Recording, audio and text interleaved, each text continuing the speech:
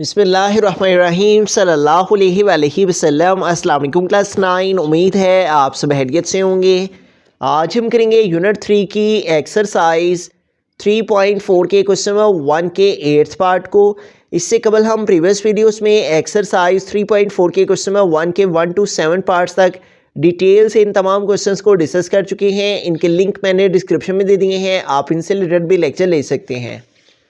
Exercise 3.4 के question number 1 के 8th part के अंदर चलते हैं। हमारा क्वेश्चन है use log tables two find the value of. तो हमें लॉगरिथम के टेबल को यूज़ करते हुए ये जो वैल्यू है इसको फाइंड करना है। सबसे पहले इस वैल्यू को हम लेट कर लेंगे x के equal, let x is equal to, और आगे ये वैल्यू सारी की सारी लिखेंगे 4, 3, 8 और इसके ऊपर एक्सपोनेंट 3। उसके बाद है स्क्वायर रूट, और स्क्वायर रूट के अंदर है हमारे पास वैल्यू 0.056, और डिवाइडेड बाय हमारे पास जो वैल्यू है वो है हमारे पास 388, और इसके होल के ऊपर एक्सपोनेंट है 4। अब हमें क्या करना है, सबसे पहले ये हमारे पास रेडिकल फॉर्म में है वैल्यू, तो इसको हमें एक्सपोनेंशियल फॉर्म में चेंज करना है। x इज इक्वल टू हमारे पास वैल्यू आ गई 438, और इसके ऊपर एक्सपोनेंट है 3, और जबकि 0.056 इसके ऊपर स्क्वायर रूट है, और स्क्वायर रूट को जब हम एक्सपोनेंशियल फॉर्म में लिखते हैं तो स्क्वायर रूट का मतलब होता है 1/2। तो इस स्क्वायर रूट की जगह हमने लिख दिया 1/2, और डिवाइडेड बाय हमारे पास जो वैल्यू है वो है 388, और इसके ऊपर एक्सपोनेंट है हमारे पास 4। अब हमें क्या करना है, दोनों साइड्स पे लॉग ले लेना है। तो हम यहाँ पे स्टेटमेंट लिखेंगे taking log on both sides.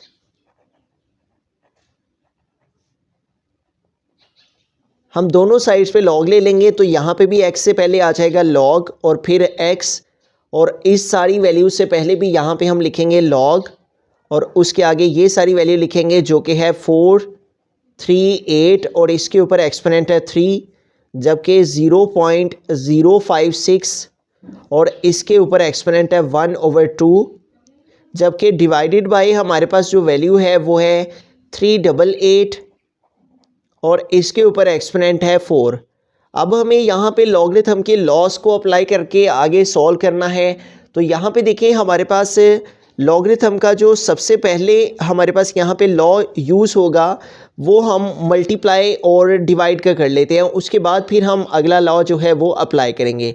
Log, और हमारे पास वैल्यू है 438, और इसके ऊपर हमारे पास 438 के ऊपर एक्सपोनेंट है 3, इसको हमने लिखा। और यहाँ पे देखिए ब्रैकेट है, ब्रैकेट का मतलब है मल्टीप्लाई।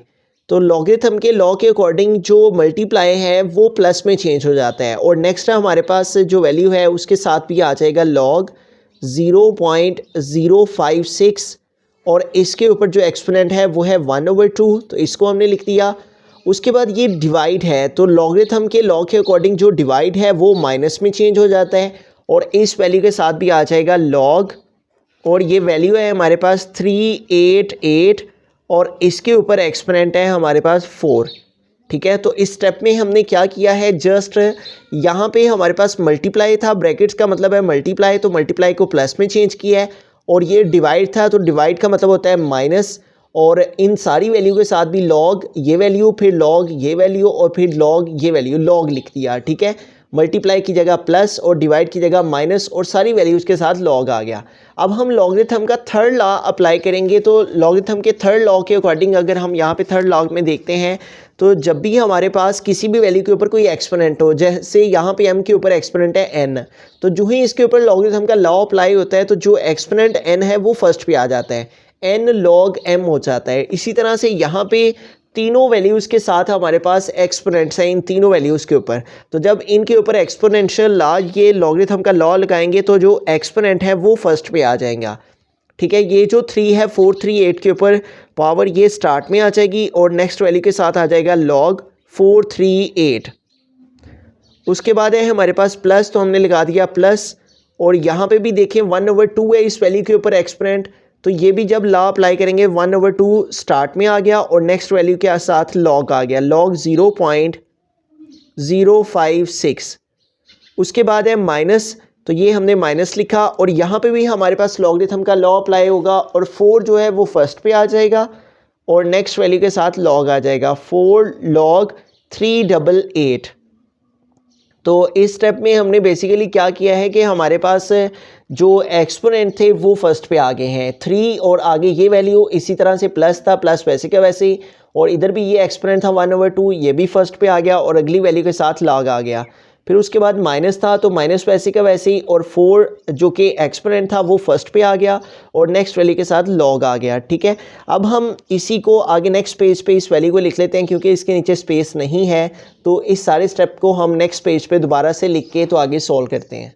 तो यूँ हमने इस सारे स्टेप को आगे नेक्स्ट पेज पे लिख लिया है ताकि इस स्टेप को समझने में आसानी रहे। तो आइए इसको आगे मज़ीद सिंप्लीफाई करते हैं। log x is equal to ऐसे कैसे ही आ गया 3, जबकि इस वैल्यू के साथ मल्टीप्लाई कर रहे हैं इसलिए 3 के बाद हम यहाँ पे राउंड ब्रैकेट यूज़ कर लेंगे और अब हम log 438 को फाइंड करेंगे। ठीक है, log 438। ठीक है, तो अब यहाँ पे देखें लॉगरिथम के लिए हमें दो चीज़ें रिक्वायर है, कैरेक्टरिस्टिक और सेकंड थिंग मैंटीसा। तो इसकी वैल्यू का डेसिमल शो नहीं हो रहा है, इट मीन्स कि इसका डेसिमल लास्ट पे है और ये डेसिमल इस साइड को मूव करेगा और 4 और 3 के बिटवीन में आएगा। ठीक है, लेफ्ट साइड को मूव करेगा तो कैरेक्टरिस्टिक जो है वो पॉजिटिव में आएगा और 2 डिजिट्स मूव कर रहा है इसलिए +2 इसका कैरेक्टरिस्टिक आ गया। अब हम इसका मैंटीसा फाइंड करने के लिए लॉगरिथम के टेबल में जाएंगे और 438 है तो 43 को 8 में देखेंगे। ठीक है, तो लॉगरिथम का टेबल हमने यहाँ पे ओपन कर लिया है और हम जाएंगे 43 पे, तो ये हमारे पास यहाँ पे आ गया 43। ठीक है, और 43 को हमने 8 में आना है और सेकंड लास्ट कॉलम है 8 का, तो 43 की रो में और 8 के कॉलम में यहाँ पे हमारे पास जो वैल्यू आ रही है वो है 6415। 43 की रो में आए और ऊपर से 8 के कॉलम में आए तो हमारे पास जो नंबर आ रहा है वो है 6415। तो यहाँ पे हम लिखेंगे 6415। तो इस वैल्यू का हमारे पास जो मैंटीसा है वो आ गया 6415। तो log 438 इक्वल आ गया 2.6415 के। तो log 438 की प्लेस पे यहाँ पे आ गया 2.6415। उसके बाद है प्लस, तो प्लस का साइन यूज़ किया, फिर है 1/2 भी वैसे का वैसे ही आ गया। अब आगे जो हमारे पास वैल्यू है इसका हमें log फाइंड करना है और ये वैल्यू है log 0.056 है। अब यहाँ पे देखें इस वैल्यू का जो डेसिमल है वो शो हो रहा है जबकि वो लेफ़्ट साइड पे है, तो इसको हमने 5 और 6 के बिटवीन में इधर लेके जाना है फर्स्ट नॉन ज़ीरो डिजिट के बाद। तो ये कितने डिजिट्स मूव कर रहे हैं 1 और 2 डिजिट्स मूव कर रहे हैं और चूँकि ये राइट साइड को मूव कर रहे हैं इसलिए कैरेक्टरिस्टिक जो है वो नेगेटिव में आएगा। तो इसका जो कैरेक्टरिस्टिक है पॉइंट इधर से इधर मूव किया है तो 2 डिजिट्स मूव किया है और 1 और 2 डिजिट्स जो है वो राइट साइड को मूव किया है इसलिए नेगेटिव में आएगा। तो -2 इसका कैरेक्टरिस्टिक आ गया। अब इसका मैंटीसा फाइंड करेंगे, 56 है तो इसको हम 0 में देखेंगे। ठीक है, आगे कोई नंबर ना हो तो हम खुद से 0 ले लेते हैं। तो अब 56 को 0 में देखेंगे तो टेबल ऑफ लॉगरिथम में हम आ गए और ये हमारे पास है 56 और ये फर्स्ट कॉलम जो है वो 0 का है। तो 56 को हमने 0 में देखा तो हमारे पास वैल्यू आ रही है 7482।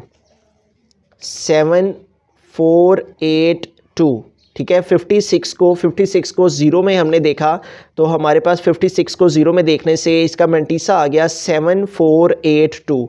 तो इस तरह से हमारे पास इस वैल्यू का हमने लॉग लिया तो ये हमारे पास जो है वो इसका आंसर आ गया। ठीक है, तो log 0.056 ये इक्वल आ गया -2.7482।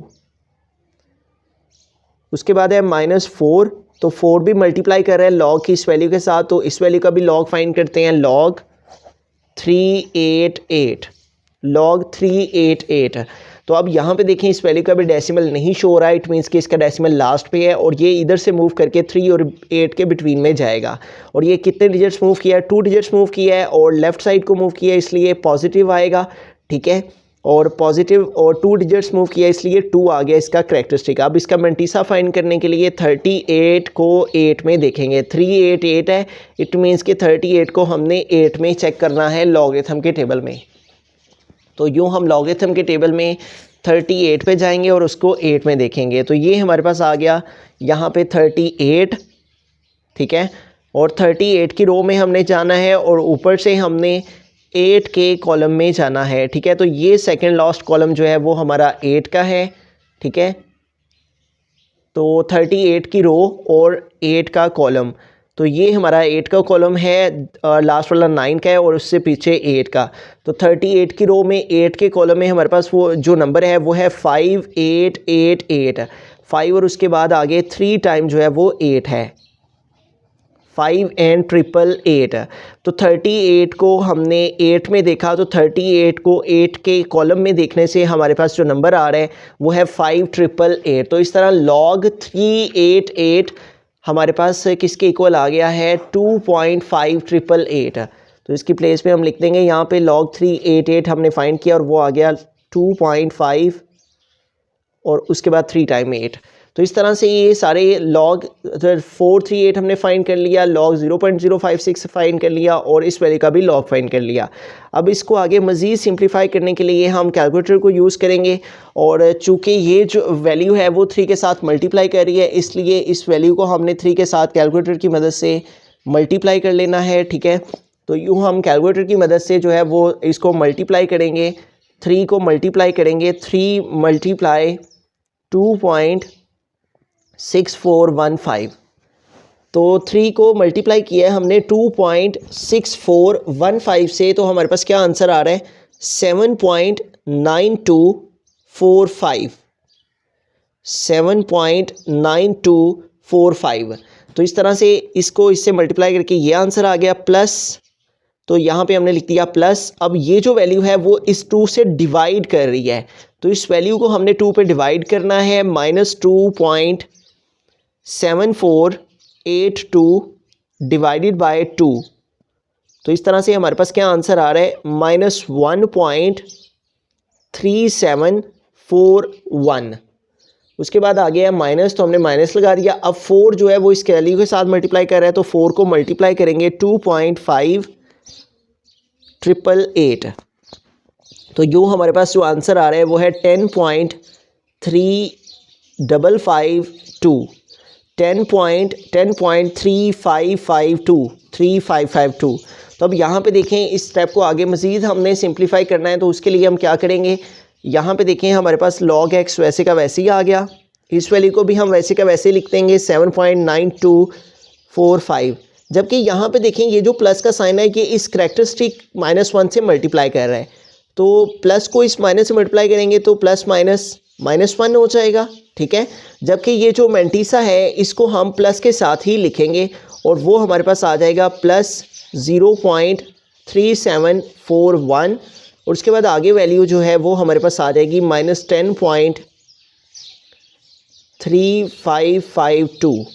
अब इस सारी वैल्यू को हम जो है वो कैलकुलेटर पे टाइप कर लेंगे, तो यूँ हमारे पास आ जाएगा log x is equal to, इस सारी वैल्यू को हम कैलकुलेटर पे लिखते हैं तो हमारे पास वैल्यू है 7.9245 -1 प्लस आगे हमारे पास आ जाएगा -1 प्लस 0.3741 और नेक्स्ट है -10.3552। तो इस तरह से हमारे पास ये सारी वैल्यू हमने यहाँ पे टाइप की, 7.9245 -1 हमने लिखा, प्लस 0.3741 लिखा और लास्ट पे -10.3552 लिखा। तो इस सारे को लिखने से हमारे पास जो इसका फाइनल आंसर है वो हमारे पास इक्वल आ गया है -3.0566। अब यहाँ पे देखें ये जो हमारे पास आंसर आया है -3.0566, इसमें ये जो वैल्यू है पॉइंट के बाद वाली जिसका हमने एंटी लॉग फाइंड करना है वो नेगेटिव में आ रही है। तो इस वैल्यू को एंटी लॉग के लिए हमें हमेशा पॉजिटिव वैल्यू रिक्वायर होती है, इसलिए इसको पॉजिटिव करने के लिए हम खुद से -1 और +1 लिख लेंगे यहाँ पे, -1 और +1। ठीक है, और उसके बाद आगे ये वैल्यू लिखेंगे -3.0566। अब यहाँ पे देखें जो माइनस वाली 2 वैल्यूज़ हैं उनको हम सेपरेट कर लेंगे। ठीक है, ये -1 और ये -3, तो इसको हम सेपरेट कर लेंगे, -1 -3। जबकि ये जो हमारे पास +1 है उसके बाद हम इसको लिखेंगे और फिर ये हम माइनस लिखेंगे और ये -3 तो इधर आ गया है, लेकिन ये जो वैल्यू है ये नेगेटिव साइन के साथ ही है, तो ये हम लिख देंगे 0.0566 है। तो हमने इस स्टेप में क्या किया है, हमने ये -1 लिखा, फिर हमने ये -3 लिखा, उसके बाद ये हमने +1 लिखा, जबकि 0.0566 के पीछे हमारे पास जो साइन था ये -3 का भी साइन था, जबकि इस वैल्यू का भी साइन नेगेटिव था। तो इस वैल्यू को माइनस के साइन के साथ हमने लास्ट में लिख दिया। अब इसको आगे मज़ीद सिंप्लीफाई करते हैं तो ये देखें -1 और -3 ये हमारे पास हो जाएंगे -4। -1 और -3 हमारे पास इक्वल हो जाते हैं -4 के। उसके बाद यहाँ पे हम पॉइंट लगा देंगे। अब इस +1 से में हम माइनस कर देंगे इस सारी वैल्यू को, ठीक है। तो हम लिखेंगे 1 -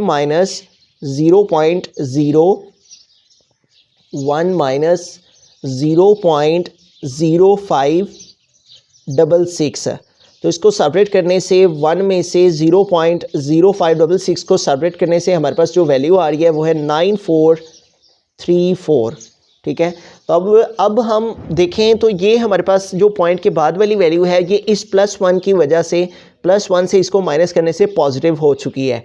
अब हम इसका इजीली एंटीलॉग फाइंड कर सकते हैं क्योंकि अब ये वैल्यू पॉजिटिव हो चुकी है। तो हम यहाँ पे लिखेंगे statement taking antilog on both sides.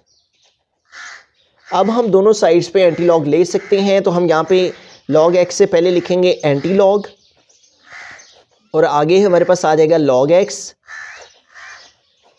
और इस वैल्यू से पहले भी हम यहाँ पे लिखेंगे एंटीलॉग